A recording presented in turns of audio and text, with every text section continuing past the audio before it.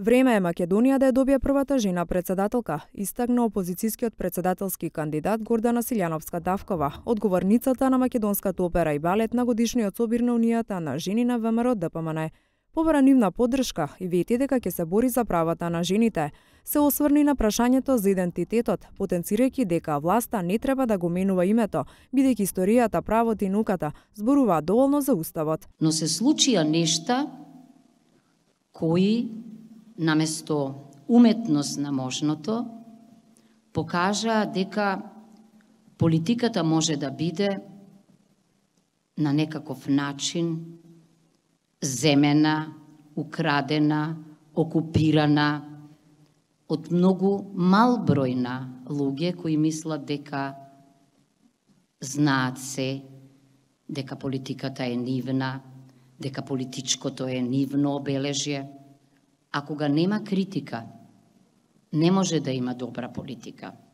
Значи, не смее политиката да биде во рацете на неколкумина, не смее политиката да биде само една страна, а да нема критичка димензија. На иста линија и председателката на Унијата на жени Благица Ласковска. Таа ги повика своите сопартијки нарекувајќи ги лавици, но и сите жени во земјава да се обединат. Ние ке мора да бидеме идното отрезнување на нацијата за добробит на Република Македонија. Ние ке мора да се обединиме се со една цел, да ги обединиме спротивставените политички светогледи во Република Македонија. На конференцијата се обрати лидерот на опозицијската ВМРО ДПМН Христијан Мицковски.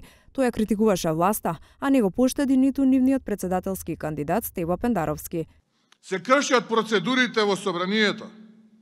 Се носат закони кои може да донесат само бизнис интереси за поединци.